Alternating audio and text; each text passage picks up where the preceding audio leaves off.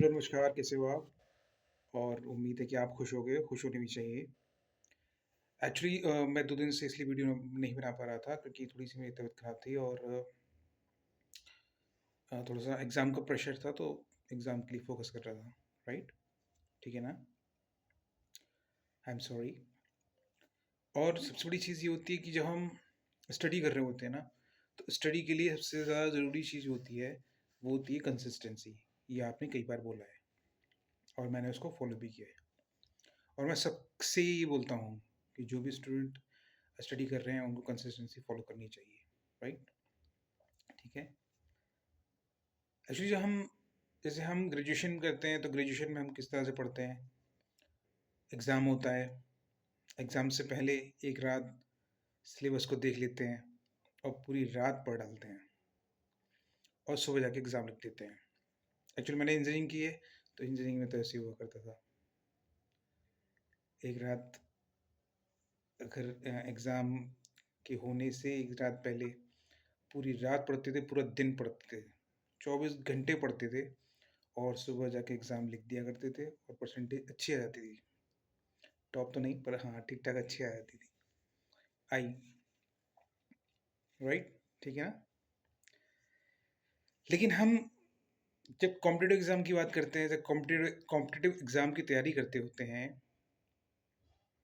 तो वहाँ पे ऐसा नहीं होता है। ये मैं अपने लिए बोल रहा हूँ।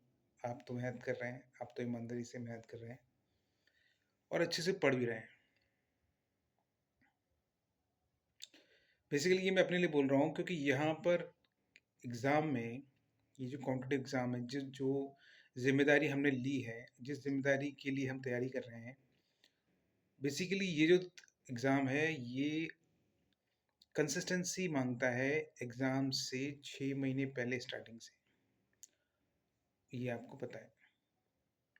और बिल्कुल उसी कंसिस्टेंसी के साथ हमें 10 से 12 घंटे डेली पढ़ना होता है। जब हम पढ़ लेते हैं, तो डेफ़िनेटली हमें चीज़ें समझ में आने लग जाती हैं और समझनी चाहिए। और जब समझ में आने लग जाती हैं, तो हम एक स्टेप आगे बढ़ जाते हैं। फिर second step, third step, fourth step, धीरे-धीरे स्टेप्स हम चढ़ते हैं, राइट करते हैं। तो हमें ये करना चाहिए और एग्ज़ाम्स की नीड के अकॉर्डिंग बिल्कुल हमें ऐसा ही करना चाहिए। मुझे अब पता है कि डेडिकेशन आप में बहुत है, कंसिस्टेंसी आप में है और कंसिस्टेंसी, डेडिकेशन होना चाहिए। कंसिस्टेंसी और डेडिकेशन से ही self believe, self study, self believe and self study, paper analysis, repetition of the questions, मुझे नहीं लगता क्वेश्चन रिपीट होते हैं, लेकिन हाँ, द एनसीईआरटीज जो इम्पोर्टेंट टॉपिक्स हैं, जो एग्ज़ाम्स के पसंदीदा टॉपिक्स हैं, उन पर अच्छे से कमांड, बुद्धिज़्म, जैनिज़्म, ज्योग्राफी के आपके क्लाइमेट, उस तरह के मतलब बहुत सारे हैं। वो आपको समझ में आ जाएँगे जब आप लास्ट ईयर्स के पेपर्स लगाएँगे। आपने लगा भी लिए होंगे क्योंकि आपने भी अच्छे इंस्टीट्यूट से कोचिंग-वोचिंग की है, तो उम्मीद है आपको बहुत कुछ चीज़ें मालूम पड़ गई होंगी। आप अच्छे से प्रिपरेशन कर रहे होंगे। तो मतलब जो स्टेप बाय स्टेप हमें चलना चाहिए और स्टेप बाय स्टेप चलने से ही, लेकिन स्पीड गेन होनी चाहिए धीरे-धीरे, राइट? ठीक है? तो speed day by day gain होनी चाहिए, कंसिस्टेंसी बढ़नी चाहिए, फोकस बढ़ना चाहिए और एग्ज़ाम को क्लियर करने के लिए कॉन्फिडेंस बढ़ना चाहिए, बढ़ेगा। ये एग्ज़ाम से 15 दिन पहले कॉन्फिडेंस, अगर प्रिपरेशन अच्छी होगी तो कॉन्फिडेंस और बढ़ेगा और मुझे उम्मीद है कि भी टाइम बहुत एग्ज़ाम के लिए, कॉन्फिडेंस भी ज़रूर बढ़ेगा, एग्ज़ाम भी अच्छे से क्लियर होगा।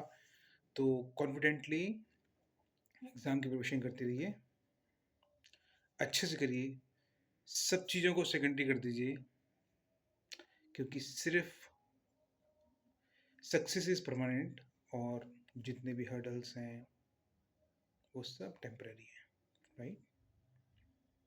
खुश रहिए, मुस्कुराते रहिए। मुझसे कोई गलती हुई हो तो मुझे माफ़ कीजिए। Thank you. Please. Thank you. जय हिंद, जय भारत। धन्यवाद। Thank you so much. सेहत का ध्यान रखिए। ठंड बढ़ गई है, हिमाचल नैनीताल में बर्फ़ गिरी है, और आपके जम्मू कश्मीर में ठंड बहुत ज़्यादा है। तो निरंतर अपना ध्यान रखिए, सेहत का ध्यान रखिए। रूटीन यही फॉलो कीजिए, अच्छे से फॉलो, ये रूटीन यही करना है कि सेहत का ज़रूर ध्यान रखना है, राइट? वार्म वाटर पीना है, और जो है गर्म कपड़े तो पहने ही है, वो तो सर्दी की डिमांड है, राइट? ठीक है, अपना ध्यान रखिए। ठीक है, थैंक यू सो मच। जय हिंद, जय भारत।